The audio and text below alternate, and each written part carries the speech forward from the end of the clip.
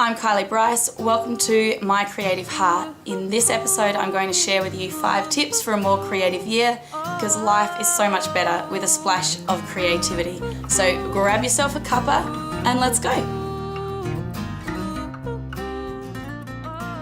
So it's come to that time of year where we're getting back into the routine of school and work, and you know, if you're anything like me, it can be really hard to stick to your goals or, you know, those New Year's resolutions that you might have made, and you may be feeling disheartened. And I don't know what your goals are, but I do know that if you have a more creative year, then you're going to have a better year because you'll be more productive, you'll be happier.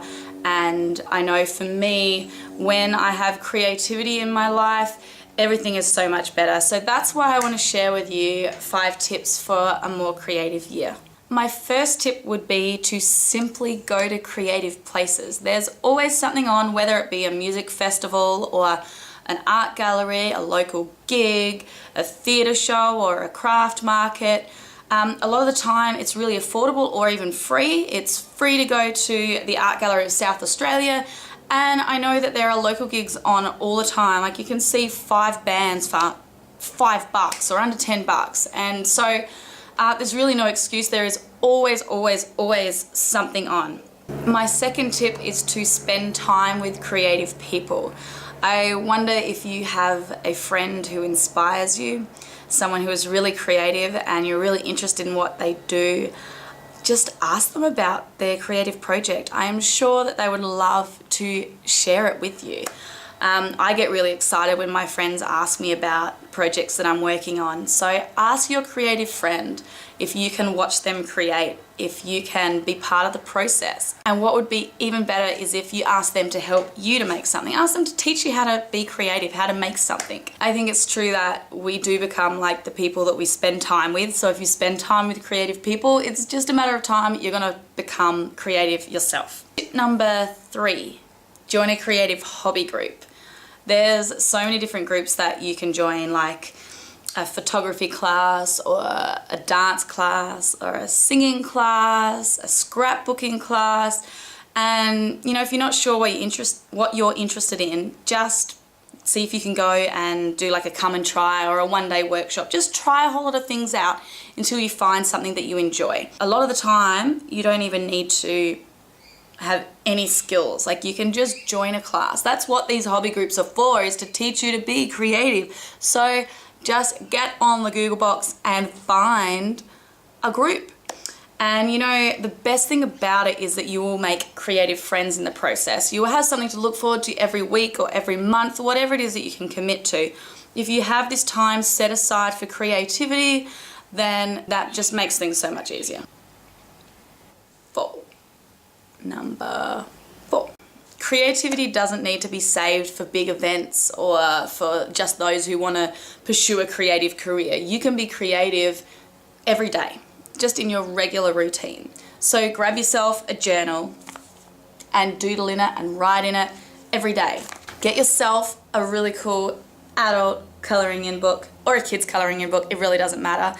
I was colouring in kids' books before it was cool, but now, you know, it's a bit more socially acceptable to have a colouring in book with you. So I take it everywhere with me. I sit and I colour in church or on the bus or while I'm waiting at the doctor's waiting area. I've always got something to do. I can sit and colour and be creative. Listen to music. You can have portable, you know, you can listen on your phone now, and whatever you're doing, you can listen to music. So whether it, once again, be waiting at the bus stop or while you're doing, you know, listen to the radio while you're doing the housework, dance around the house. Just doing little bits and pieces like this every day. Another thing you can get in the habit of doing is making greeting cards for your friends and family. So rather than going to the shop and buying one, just make one yourself. You can get some cardboard, some stickers, some texters, and you're good to go. Or if you're really talented like my friend Hannah, you can go the extra mile and make some really funky cards. And you know, it's so special to receive something that's been handmade when someone's actually taken the time to be creative and make something. Tip number 5 is to follow creative vlogs and blogs. There's lots of people online who are sharing their creative passion, and you know, if you're not feeling very inspired or you don't know how to do something or where to start, then just jump online and find someone creative. You know, that's why I'm doing what I'm doing, and it's why I'm doing my Creative Heart, is because I want to inspire you to be more creative. And I know that it can be really hard for some people to leave the house, and it can take lots of courage to join a creative group or to go to a live music show. And so I hope that this can be a really good start for you, that, you know, I'll go out and I'll talk to the creative people and I'll go to creative places, and I hope that that'll encourage you to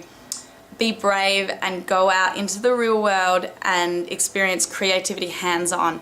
But in the meantime, and for those days where you're really struggling to get out of the house, just come and watch my Creative Heart. So that's my 5 tips for a more creative year. I hope that I've inspired you to be more creative and that you realize just how easy it is to add creativity to your everyday life. I'd love to know if you have any tips for being more creative.